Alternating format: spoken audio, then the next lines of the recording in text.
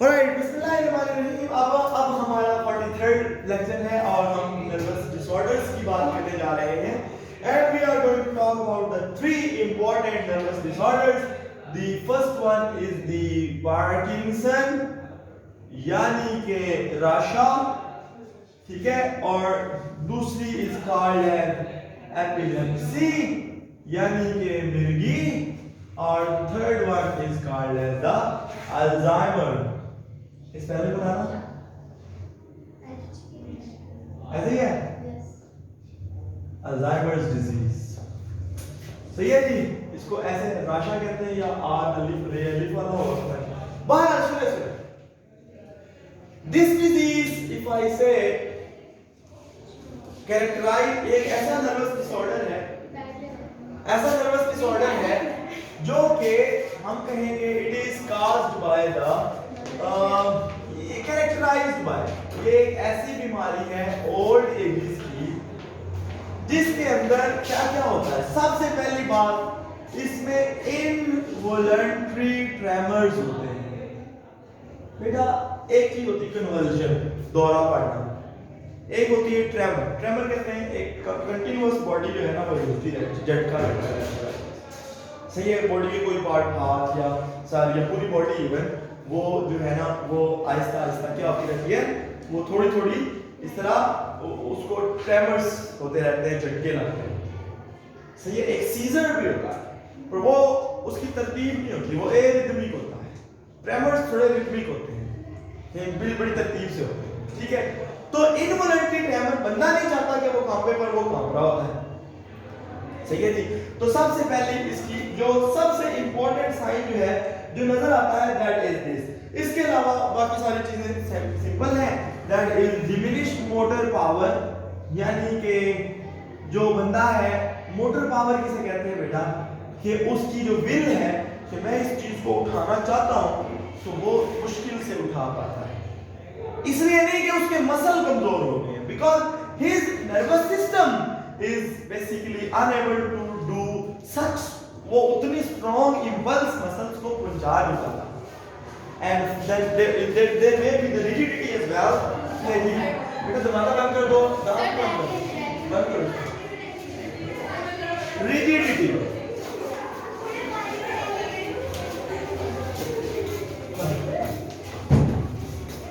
अच्छा जी, rigidity का मतलब क्या होगा कि मतलब उसकी बॉडी जो है वो उसमें उतनी फ्लेक्सिबिलिटी थोड़ी सी अकड़ सी जाती है।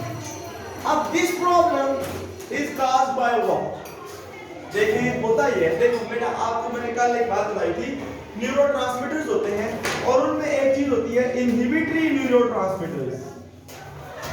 ऐसे बात बताई थी ना बेटा, क्या प्रॉब्लम है आपको?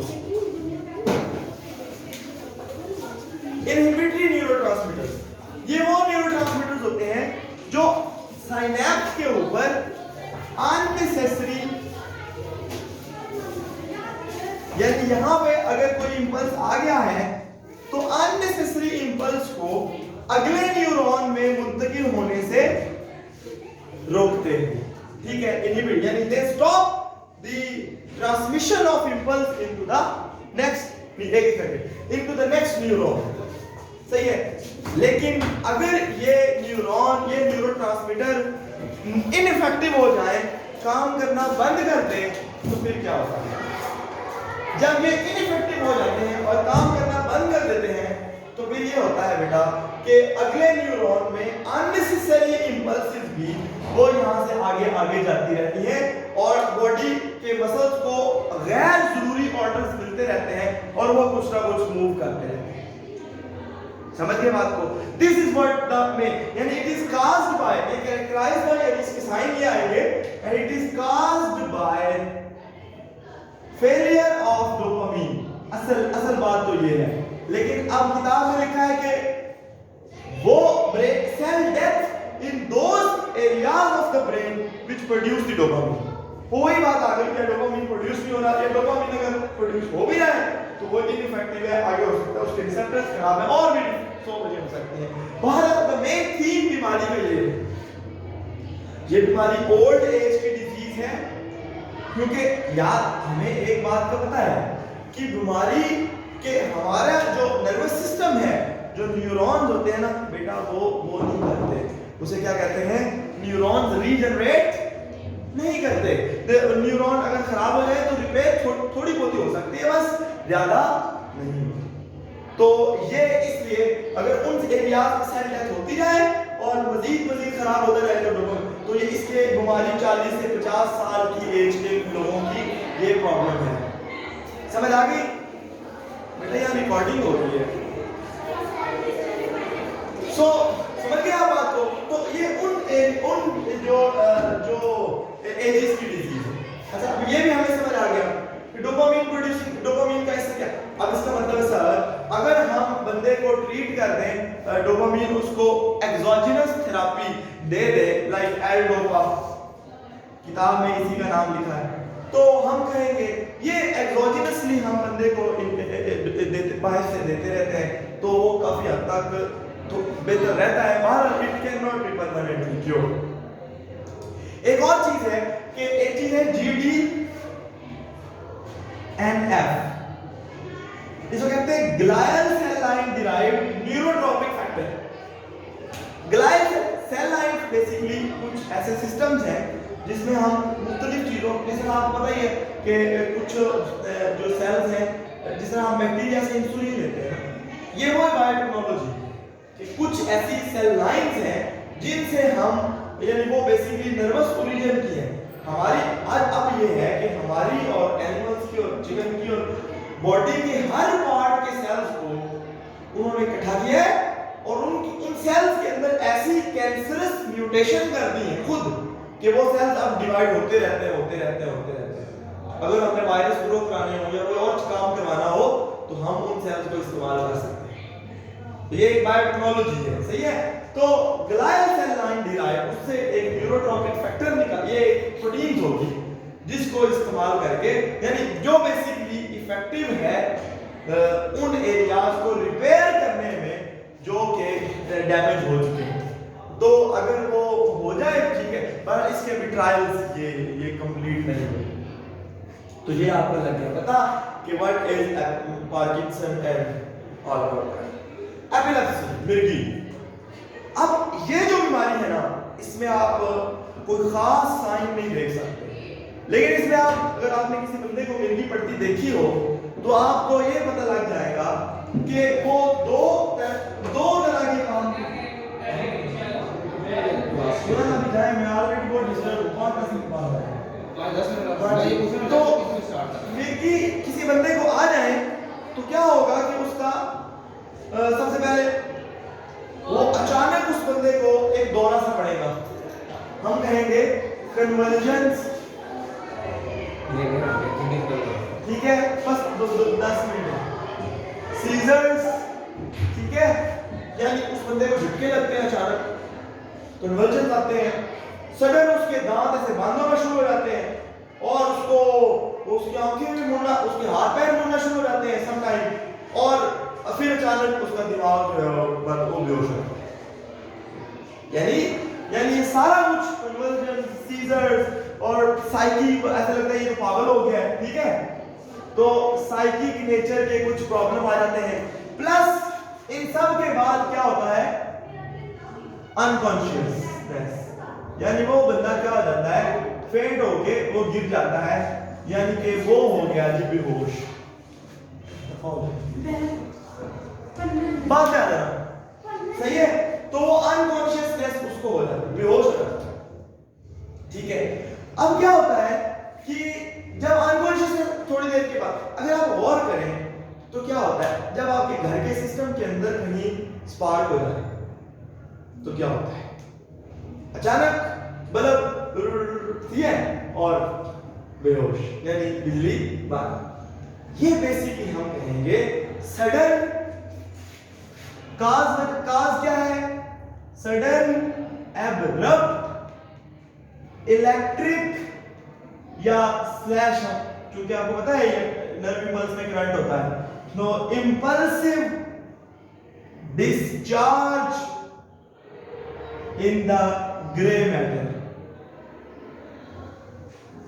ब्रेन में कि ग्रे मैटर के एरियाज में सडन अचानक से स्पार्किंग हो गई, और जब स्पार्किंग होती है पता चलता हर तरफ कोई इम्पल्सेस जा रहे हैं, कोई इधर को जा रहा है, कोई इधर को, कोई इम्पल्सेस एक दूसरे के उलट काम कर रहे हैं। आपको पता है कि आमतौर पे जो मसल्स हैं वो इसमें ग्रुप्स में मूव करते हैं, तो या तो फ्लेक्स होंगे या एक्सटेंस होंगे, तो ये, लेकिन जब ये मसला आता है तो दोनों को ऑर्डर मिल जाता है, एक्सटेंशन और फ्लेक्शन एक ही टाइम में इस तरह हो जाता है, समझ गए। और आपको पता है जो मुंह के मसल्स हैं, जो जॉस को खोलने वाले, वो एक है डाइगेस्टिकस, और जॉस को बंद करने के 3 मसल हैं, और वो मोटे मोटे, डाइगेस्टिकस में छोटा सा मसल होता है यहाँ पे, वो दूसरे एक यहाँ पे इतना मोटा मेसिलरिक, फिर वो टेम्पोरालिस, ये बड़े बड़े 3 मसल्स हैं। तो इसका मतलब ये जब करंट आएगा तो दांत बंद हो जाएंगे उसके, वो एक मसल कुछ नहीं कर सकता, और वो भी खराब हो जाएगा, सो दर्द भी होगा, यानी वो भी चल रहा होगा और वो 3 भी चल रहे होंगे, तो वो 3 दांतों को मुंह को बंद कर देंगे, और इस तरह उसकी जुबान भी दरमियान में कट भी जाती है जब बेबी बढ़ती है, सही है। तो बताने का सिर्फ मकसद ये है कि ये इस तरह ये ऑपरेट, कहानी भी मैंने आपको बता दी और ये भी बता दी।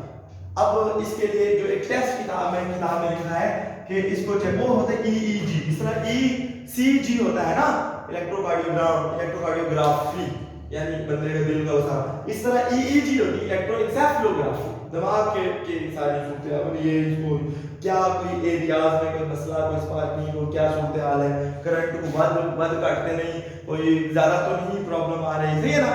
तो वो उसके हिसाब से इसको ये टेस्ट किया जाता है, और उसके बाद फिर उस बंदे को उसके हिसाब, आमतौर पे इस तरह के बंदे को वक्त के साथ साथ, यानी इसको ऐसी दवाइयां दी जाती हैं जो उनको कहते हैं एंटी एपिलेप्टिक ड्रग्स या एंटी कन्वल्सिव ड्रग्स, जो दौरे नहीं पड़ने देती, तो उसके दिमाग को थोड़ा सा माठा करके रखती है, भाई तुम ज्यादा वो ना हो, उस बंदे को एक्साइट नहीं होने देती, सडन बहुत खुशी नहीं होने देती और बहुत गमी नहीं होने देती, उसके लोगों को भी ये साथ वालों को ये बताया जाता है कि आप इसका इस तरह से केयर करें। और एक और इम्पोर्टेंट बात, अमेरिका में तो एक, यानी जब हमें दौरा पड़ने लगता है ना, तो कुछ ऐसे केमिकल्स हमारी बॉडी में रिलीज होते हैं जो कुत्ते सूंघ लेते हैं, क्योंकि कुत्तों की जो स्मेलिंग पावर है वो इंसान से बहुत ज्यादा होती है। तो फिर वो क्या होता है कि अचानक से वो जो है ना, यानी वो कुत्ता वो ट्रेंड होता है और वो भौंकना शुरू कर देता है, तो बंदे को पता लग जाता है कि मैं सड़क पार करने लगा हूं, तो अगर मुझे अटैक आने वाला है तो वो फिर साइड हो जाए, क्योंकि इसमें क्या है, अगर स्विमिंग पूल के किनारे नहा बैठे हैं तो दौरा पड़ा तो आप गिर के डूब के मर गए, सही है ना। तो ये बेसिकली दिस इज द, तो ये 30s की एज में ये बीमारी अक्सर होती है, कुछ लोगों को जल्दी भी हो जाती है, मैं कई केसेस देखे हैं, कुछ मेरे कई स्टूडेंट्स हैं जिनको ये मसला रहा है, तो तुम्हारी क्लास में भी एक थे उधर, तो ये तो वो जो है जी, दिस इज व्हाट वी से कि ये पार्ट ये है एपिलेप्सी। अल्जाइमर बेसिकली क्या है, ये बीमारी, एक बंदा था अल्जाइमर, लॉइस अल्जाइमर शायद, उन्होंने इसको सबसे पहले दफा डिस्कवर किया था, ठीक है। तो ये देखें, ये बीमारी जो है इसकी जो सिम्टम्स हैं वो, यानी ये बेसिकली हम कहेंगे the decrease in the nerve function, यानी डिक्लाइन, हम डिक्रीज नहीं कहते, decline in the brain function. भाई जो दिमाग है ना वो काम करना माठा पड़ जाता है, वो क्या कहते हैं, चीज को उठाऊं ना उठाऊं, डिमेंशिया, भूल गए, याददाश्त खत्म होनी शुरू हो जाती है, चीजों के ऊपर ज्यादा फोकस नहीं कर पाते, दिमाग तेज नहीं लड़ा पाते, यानी ओवरऑल नर्वस एबिलिटीज क्या होती हैं down. This is the disease what we say Alzheimer's, सही है। इसकी डिमेंशिया कहते हैं बंदे की याददाश्त कमजोर हो जाए, भूलना शुरू हो जाए, तो मैं कहां हूं, मैं को ये वो बन याददाश्त चली ना जाए लेकिन कमजोर हो जाए, बार-बार दादाजी पूछ रहे हैं, अभी आपसे पूछा उन्होंने कि भाई आपका नाम क्या, अच्छा तुम किसकी बेटी हो, मेरे बेटे की, तो वह तुम अच्छा अभी 10 मिनट पहले फिर आपको पहचान लिया, फिर आपको भूल गए, फिर इनको पहचान, like these are this kind of symptoms, क्योंकि और वैसे भी एज के साथ साथ भी बॉडी के दिमाग की जो पावर्स हैं वो कमजोर होती जाती हैं, लेकिन ये क्योंकि ज्यादा जल्दी वो काज कर देती है, तो इसलिए, वरना ओवरऑल एज के साथ साथ भी ब्रेन फंक्शन में डिक्लाइन आता है। ठीक है जी, तो बस यही है नर्वस डिसऑर्डर्स के बारे में कोई सवाल हो तो पूछ।